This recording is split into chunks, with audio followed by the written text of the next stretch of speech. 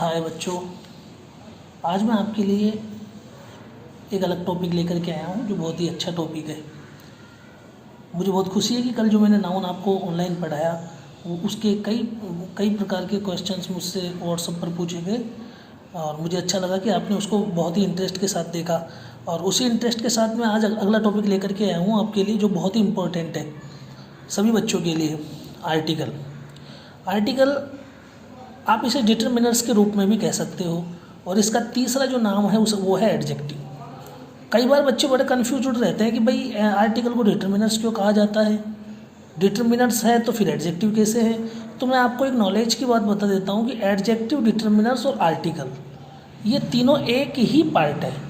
Adjective ही determiners है और determiners ही article है, क्योंकि इन तीनों की जब आप परिभाषा देखोगे तो इसकी परिभाषा जो मैंने नीचे लिखी हुई है आप देखेंगे गौर से, दैट डिफाइंस नाउन और प्रोनाउन। जो संज्ञा तथा सर्वनाम को जो परिभाषित करता है वही एडजेक्टिव कहलाता है, वही डिटरमिनर्स कहलाता है और वही आर्टिकल कहलाता है। तो सबसे पहले तो आर्टिकल की जो डेफिनेशन है वो क्लियर होती है।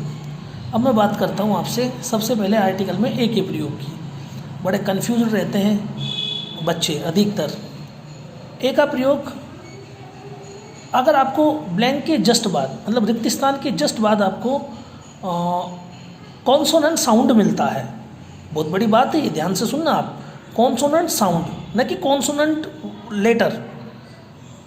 अल्फ़ाबेट में जो 26 होते हैं टोटल, उनमें से 5 ए ई आई ओ यू जो वोवेल्स होते हैं, उनके अलावा जो 21 है वो कॉन्सोनेंट है। लेकिन कॉन्सोनेंट से मतलब नहीं है, कॉन्सोनेंट साउंड से मतलब है। आप एक बार हिंदी में बोल करके देखेंगे कि उसका जो साउंड है वो कॉन्सोनेंट साउंड है तो आप ए का प्रयोग करेंगे, और यदि वोवेल साउंड है तो आप एन का प्रयोग करेंगे। मैंने कुछ एग्जांपल्स आपको दिए हैं, जैसे सबसे पहले मैं दे रहा हूँ आपको एलिफेंट। आप बोल के देखिए एलिफेंट, सबसे पहले एलिफेंट में ए आ रहा है तो ए आप हिंदी में बोलें ए आ ई उ ए आई ओ औ, तो वो जो ए है तो वो आप देखो कि जो आपका जो हिंदी में जो साउंड है वो कौन सा है, वो है आपका वोवेल साउंड, इसलिए आपको एन का प्रयोग करना है। जैसे good boy, Ram is blank good boy, तो यहाँ पर गए हिंदी में बोल के देखेंगे गए, तो ये आपका कौन सा साउंड है, ये कॉन्सोनेंट साउंड है। ऊपर वाला वोवेल साउंड था, ये कॉन्सोनेंट साउंड है, इसलिए यहाँ पर ए आएगा। टेबल बोल के देख लीजिए टे, ये आपका कॉन्सोनेंट साउंड है, ए आएगा।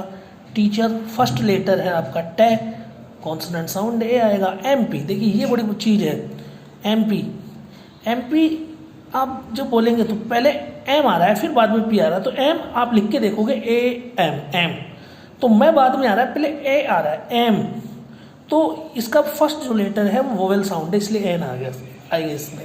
एमएलए वही कंडीशन है, एन आएगा इसमें। एसडीएम है, क्योंकि एस अगर आप लिखोगे एक बार हिंदी में लिख के देख लो तो आपका ये भी वोवेल साउंड है, इसलिए एन आएगा।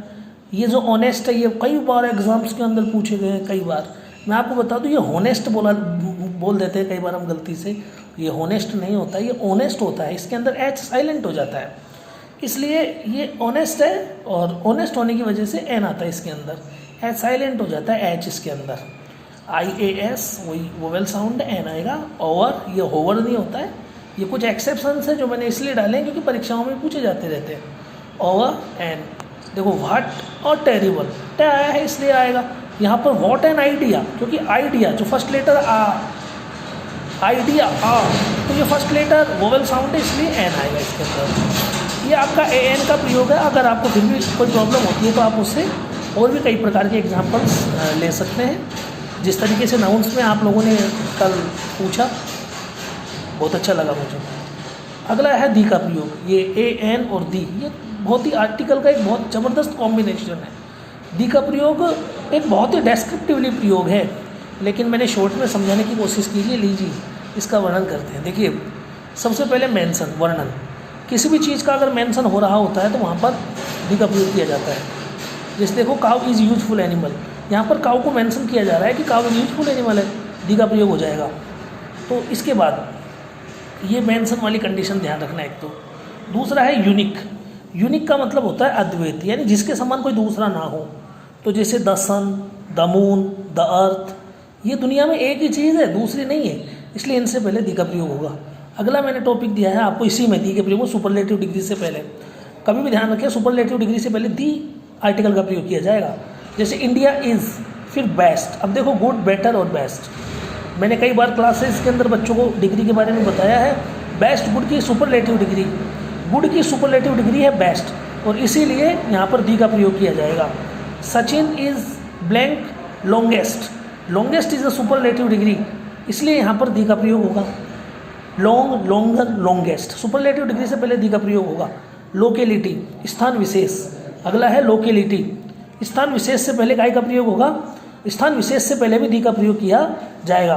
जैसे my mother is cooking food in blank kitchen, kitchen is a place, particularly ये एक स्थान विशेष है, लोकेलिटी है, इसलिए यहाँ पर काय का प्रयोग किया जाएगा, दी का प्रयोग किया जाएगा। इसके अलावा मैं आपको बता दूं कि ये एक ए एन और दी के कॉमन यूज़ है जो आप डेली जीवन में देखते रहते हैं। इसके अलावा एक बार थोड़ा गौर कीजिएगा आप कि भाई जो कॉमन यूज़ है दी के प्रयोग में, उसमें देखो आप रिवर्स, रिवर्स के नाम से पहले दी का प्रयोग करेंगे, आपको गौर से देखिएगा। गंगा, यमुना, सरस्वती, नील नदी, कैनाल्स, कैनल्स के नाम से पहले, गल्फ्स, खाड़ियों के नाम से पहले, समुद्रों के नाम से पहले, फेमस पर्सन, जो प्रसिद्ध व्यक्ति हैं उनके नाम से पहले, सैक्रेड बुक्स, पवित्र किताबों के नाम से पहले, हिस्टोरिकल बिल्डिंग्स के नाम से पहले, और पॉलिटिकल पार्टीज के नाम से पहले भी आपको दी का प्रयोग करना है। ए एन और दी का प्रयोग ये है। इसके अलावा एक छोटा सा एक टॉपिक और है जो बताने वाला है, यहाँ पर है जीरो आर्टिकल। एक ऐसी कंडीशन भी होती है जहाँ पर ना ए का प्रयोग किया जाता है, ना एन का प्रयोग किया जाता है, ना दी का प्रयोग किया जाता है, और उसे जीरो आर्टिकल कहा जाता है। और वहाँ पर आप कुछ नहीं भरेंगे, सिर्फ क्रॉस का चिन्ह लगाएंगे जो आपको दिखाई दे रहा है यहाँ पर, ये मैंने दिखाया है यहाँ पर, जहाँ पर किसी भी तीनों आर्टिकल में से कोई सा भी आर्टिकल नहीं आएगा। वो कौन सी कंडीशन होती है, जैसे प्रॉपर नाउन से पहले कोई आर्टिकल नहीं आता, किसी भी लैंग्वेजेस से पहले कोई आर्टिकल नहीं आता है सिर्फ फ्रेंच लैंग्वेज से पहले। याद रहिए ये एक्सेप्शन है, ये अपवाद है कि एक फ्रेंच दुनिया की एकमात्र ऐसी भाषा है जिससे पहले जीरो आर्टिकल आता है, वो केवल आर्टिकल का प्रयोग किया जाता है, अदरवाइज किसी भी लैंग्वेज से पहले किसी प्रकार का कोई आर्टिकल यूज नहीं होता। फेस्टिवल से पहले, सीजन से पहले, डेज से पहले, किसी भी डिजीज से पहले, और इसके अलावा आप आ जाइए गेम्स और स्पोर्ट्स के नाम से पहले भी आपको किसी प्रकार के आर्टिकल का यूज़ नहीं करना है, अर्थात जीरो आर्टिकल का यूज़ करना है। फिर भी यदि कोई समस्या है तो आप मेरे से व्हाट्सएप पर पर्सनली आप मुझे कभी भी कॉल करके जानकारी ले सकते हैं। धन्यवाद।